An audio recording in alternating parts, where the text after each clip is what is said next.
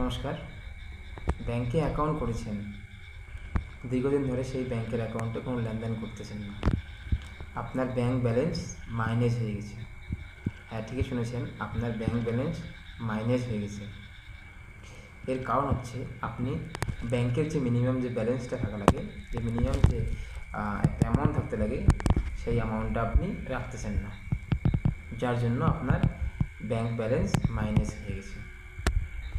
RBI যে guideline আছে, সেই গাইডলাইন অনুযায়ী আপনার মিনিমাম ব্যালেন্স না থাকলেও আপনার ব্যাংক ব্যালেন্স মাইনাস করতে পারে না, কিন্তু অটো ডেবিটের কারণে একটা মিনিমাম চার্জ যে কাটে, সেই চার্জটা কেটে কেটে আপনার খাতাটা মাইনাস হয়ে গেছে।